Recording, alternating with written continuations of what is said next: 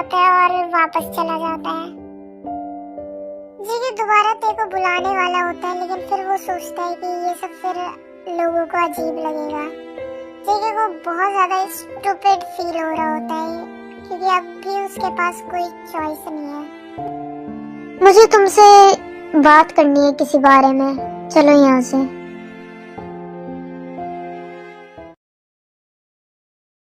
Sunset होने वाला था और उनकी ट्रेनिंग भी लगभग खत्म ही हो चुकी थी, लेकिन ते अभी भी प्रैक्टिस कर रहा था।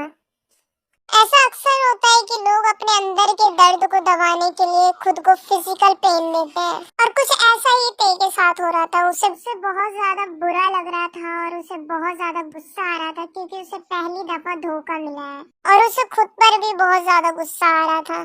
क्या तुम ठीक हो? मैं ठीक हूँ, शुक्रिया।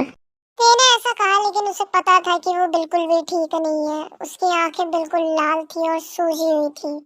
ओके, मुझे बता देना अगर तुम्हें किसी चीज की जरूरत हो तो। इतना बोलकर नैमजुन वहाँ से चला जाता है और जैसे ही दरवाजा बंद हो जाता है, अब ते को किसी भी चीज की परवाह नहीं थी। ते बहुत तेज चिल्लाता है और अपने घुटनों पर गिर जाता है। उसके हाथ कांप रहे होते हैं और उसकी आंखों से आंसू बह रहे होते हैं। मैं इतना ज्यादा बेवकूफ कैसे हो सकता हूँ? खैर मैं हूँ भी। उसने पहले मुझे इतना ज्यादा हर्ट कर दिया है, लेकिन मैंने फिर भी उसे दूसरा चांस दिया। मैं एक नंबर का बेवकूफ हूँ, मुझे खुद से अब नफरत हो रही है। खैर ये सब मेरी गलती है, क्योंकि उससे प्यार में पड़ना ये सब तो प्लान में था ही नहीं। और उसकी हिम्मत कैसी है मुझे किस करने की, जब उसके पास ऑलरेडी एक फियांसे है। अब तो मुझे उससे और भी ज्यादा नफरत हो रही है। अभी ऑलमोस्ट रात हो चुकी थी और ते अपने बेड पर था। उसने देखा कि उसके हाथों से खून निकल रहा था और उसे ये भी पता था कि शायद वो आज रात सो भी नहीं पाएगा। तो वो डिसाइड करता है कि वो बाहर जाएगा, लेकिन जैसे ही वो बाहर निकलता है, वो अपने टीममेट्स को बात करते हुए सुनता है। यहाँ पे क्या चल रहा है? कैप्टन को अभी थोड़ी ही देर पहले जेल हो गई है, वो भी लेफ्टिनेंट हान बिन को मारने की वजह से। तेरी धड़कनें लगभग रुक ही चुकी थी और वो बस कोशिश कर रहा था उन शब्दों पे यकीन करने का। जनरल, मेरा मतलब तुम्हारे पापा अभी थोड़ी देर पहले आए थे और फिर उन्होंने कैप्टन को अपने ऑफिस में बुलाया, और फिर उसके बाद जब कैप्टन वहां से बाहर निकले तो उनके चेहरे पे बहुत सारे चोटों के निशान थे और अब वो जेल में है बिना किसी पूछताछ के। तो इतना बोलकर वहां से अचानक से भाग जाते हैं और वो भागते भागते अपने घर पहुंच जाते हैं। हालांकि ये ट्रेनीज के लिए मना था ट्रेनिंग के दौरान अपने घर आना। और उसकी फैमिली भी खुद चौंक जाती है। ते दरवाजे के बाहर ही खड़ा होता है और उसकी आंखों में सिर्फ और सिर्फ गुस्सा था। बेटा, तुम्हें भी घर आने की इजाजत नहीं है। आपको बहुत मजा आता होगा ना अपनी ताकत का गलत इस्तेमाल करने में। आपने उसको जेल में डाल दिया बिना किसी पूछताछ के। बेटा क्या हुआ है? खून से सने हुए कपड़े काफी हैं सबूत के तौर पर उसे अरेस्ट करने के लिए। और आप इतने यकीन के साथ कैसे कह सकते हो कि वो खून हान बिन का ही था? अपनी जबान संभाल कर बात करो ते और चुपचाप से कैंप में वापस जाओ, और इस केस में टांग अड़ाने की जरूरत नहीं है। आप मुझसे उम्मीद रखते हैं शांत रहने के लिए। मैं इन सब से बहुत ज्यादा तंग आ चुका हूँ। हालांकि आपको जेल में रहने की ज्यादा जरूरत है। इतना कहने के बाद एक जोरदार चांटा ते के गाल पे आकर पड़ता है और उसके बाद ते वहीं पर ही गिर जाता है। ये सब देखकर वहाँ पे सब के सब शॉक हो जाते हैं। जीवन रुक जाओ, तुम मुझे नुकसान पहुँचा सकते हो, लेकिन मेरे बच्चों को हाथ भी मत लगाना।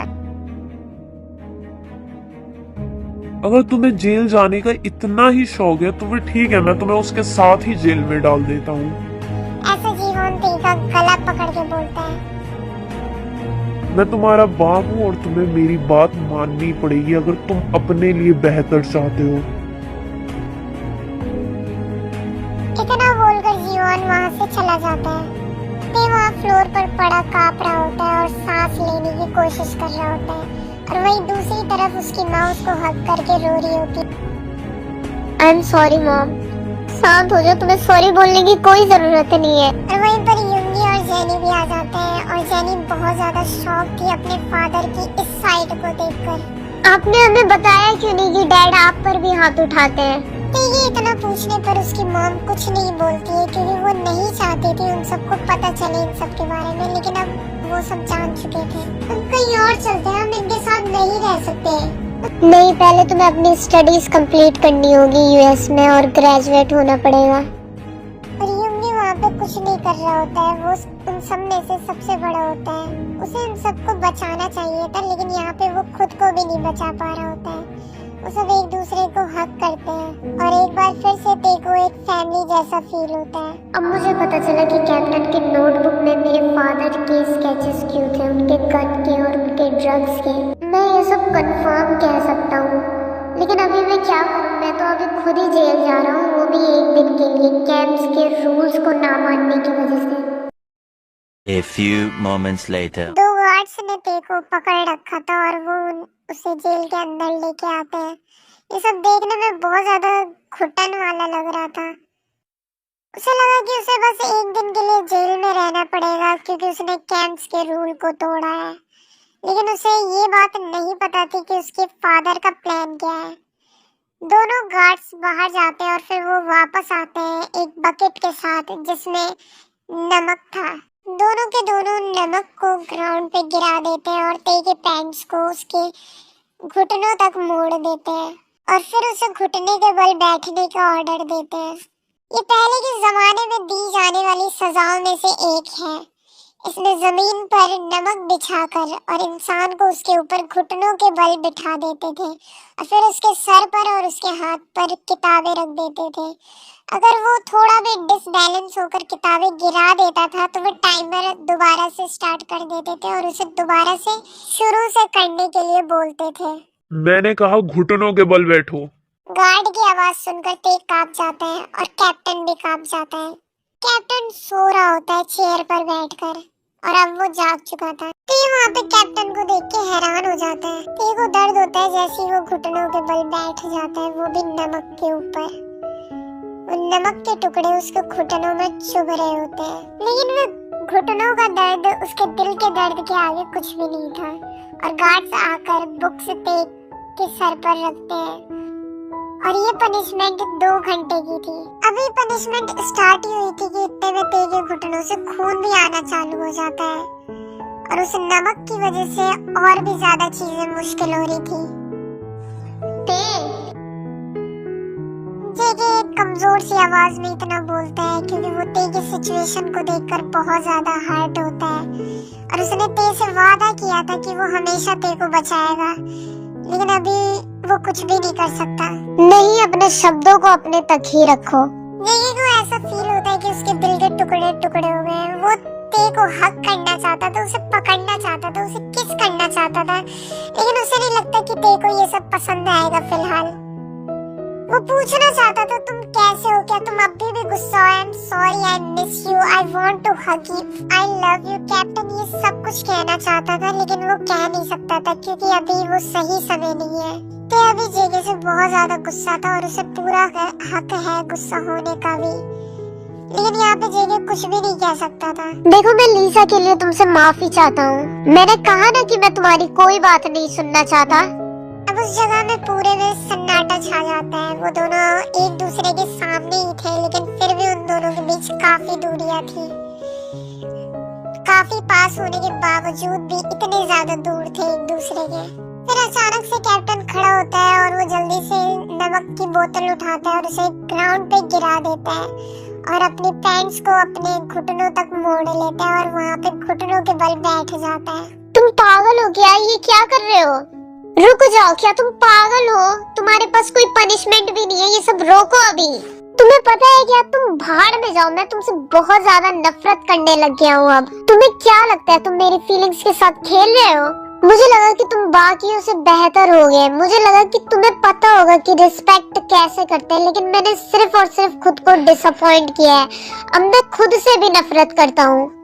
ये सब बोलकर ते की आंखों से आंसू आने लग जाते हैं, लेकिन कैप्टन वहाँ पे सिर्फ आंखें बंद करके चुपचाप ये सब सुन रहा होता है। अब उन दोनों के ही घुटनों से खून आ रहा होता है और वहाँ पे फैला हुआ नमक, उसमें खून मिक्स हो जाता है।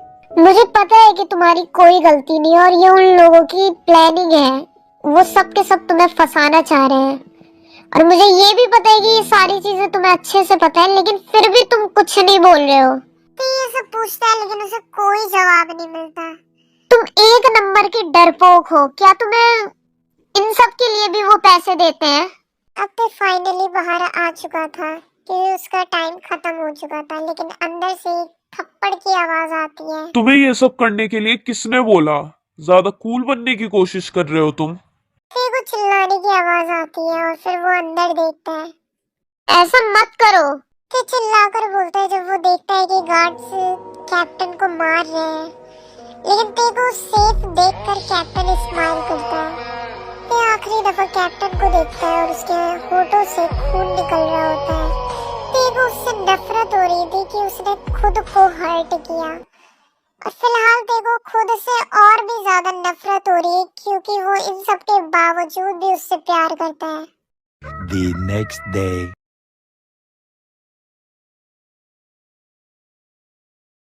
जस्टिस सिस्टम लोगों को निराश करने में कभी भी पीछे नहीं हटता, भले ही उसका पास्ट और फ्यूचर कुछ भी हो। जस्टिस सिर्फ उन्हीं लोगों के लिए जो इसे खरीद सकते हैं। जितने भी ऑफिसर्स होते हैं वो सरकार के नौकर होते हैं, जैसे कि गुनहगारों के कुत्ते। मुझे यकीन नहीं हो रहा कि मेरे डैड ने सच में मेरी ट्रेनिंग की एक दिन की छुट्टी करवाई है ताकि मैं यहाँ कोर्ट में आकर सुनवाई सुन सकूं और मैं कैप्टन को देख सकूं कि उसके साथ क्या होने वाला है। खैर मेरे पास और कोई चॉइस भी नहीं है। मेरे ख्याल से मुझे यहाँ से उठकर चले जाना चाहिए, क्या ही हो जाएगा। लेकिन नहीं, मेरी पूरी फैमिली यहाँ पे है और मुझे बिल्कुल यकीन है कि मेरे फादर ने कुछ ना तो कुछ ऐसा किया हुआ है जो कि बिल्कुल भी अच्छा नहीं है। खैर मैंने उन्हें अभी तक देखा नहीं है, और या फिर मैं देखना नहीं चाहता, और या फिर मैं देखना चाहता हूँ। जज अभी तक यहाँ पे नहीं पहुँचा हुआ है और लोग आपस में ही सिर्फ खुशफुसा रहे हैं। और फिर कैप्टन को वहाँ पे लेके आया जाता है, वो भी 2 ऑफिसर्स के द्वारा। तो ये वहाँ से जाना चाहता है बिना किसी की नजरों में आए, और ना ही वो किसी को देखना चाहता है और ना ही कुछ सुनना चाहता है। कैप्टन के चेहरे पे साफ साफ चोटों के निशान नजर आ रहे थे। ये देखकर साफ पता चल रहा था कि कैप्टन को जेल में मारा गया है। और कैप्टन आकर वहाँ पर एक चेयर पे बैठ जाता है। कैप्टन वहाँ पे अकेले बैठा होता है, कोई भी उसके आसपास नहीं होता है। ये सब देखकर ते के दिल में अलग ही दर्द हो रहा होता है, ये जानकर कि कैप्टन ये सब अकेले झेल रहा था, उसके साथ कोई भी नहीं था। और ते को बहुत ज्यादा फ्रस्ट्रेटेड फील होता है। ते अभी के अभी उसे हक करना चाहता था और उसे बताना चाहता था कि उसके पास ते है, वो अकेला नहीं है। थोड़ी देर के बाद जज कोर्ट में आता है और जनरल उसे देखकर बिल्कुल भी खुश नहीं था, क्योंकि ये वो जज नहीं थी जिसको जनरल ने अरेंज करवाया था। Call the case. Kim Ji Won versus John Jungkook, criminal case number 1814 for homicide, attorney Min Hyung Seok, assistant prosecutor Han Jong Yoon. और तेरे को ये समझ में आ रहा था कि कैप्टन पूरा अकेला है, उसके पास कोई वकील भी नहीं है जो उसके लिए लड़ सके। Appearance for defence, lawyer Chiun and lawyer Lee Han Bin, but mister Lee was not present yet. फिर जज कैप्टन से पूछता है, मिस्टर जियोन आपका लॉयर कहाँ है? वो मर चुका है। ये सब सुनकर जीवन स्माइल करता है। तो अब तुम क्या करोगे? देखो अब ये सब समझ में आ चुका था कि अगर कैप्टन के पास कोई भी लॉयर नहीं है तो फिर उसके फादर ऑटोमेटिकली जीत जाएगा। कैप्टन वहाँ पे खड़ा होने वाला होता है लेकिन वो रुक जाता है। मुझे माफ कीजिएगा बीच में आने के लिए, लेकिन योर ऑनर, मैं खुद को लॉयर की तरह प्रेजेंट करना चाहता हूँ। जीवन का लॉयर उसे रोकने की कोशिश भी करता है। मैंने लॉ में ग्रेजुएशन कर रखी है और बोर्ड्स में मेरे रैंक 948 थी।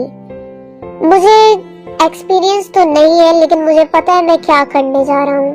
तो ये सब कॉन्फिडेंटली कहता है और बाकी के लॉयर चुपचाप बैठ जाते हैं जब जज पे को अलाउ लव करता है। मैं जानता हूँ मैं उसको इस्तेमाल कर सकता हूँ जो भी मैंने अब तक सीखा है लॉ में। हालांकि मैं ऑलरेडी ग्रेजुएटेड था, लेकिन मैंने फिर भी दोबारा स्टडीज की ताकि मैं फाइन आर्ट से ग्रेजुएशन कर सकूँ अपने दूसरे ड्रीम के लिए। मैं काफ़ी ज़्यादा नर्वस फील कर रहा हूँ, लेकिन मैं फिर भी कोशिश करूँगा न्याय करने की, क्योंकि कैप्टन ये डिजर्व करता है। वो हमेशा मुझे प्रोटेक्ट करता रहा है और अभी मेरी बारी है कि मैं उसे प्रोटेक्ट करूँ, और मैं करूँगा भी। अगर आपको ये स्टोरी पसंद आ रही है तो इसको ज़्यादा से ज़्यादा लाइक और शेयर कीजिए और कमेंट कीजिए ज़्यादा से ज़्यादा कि आपको कैसी लगी वीडियो।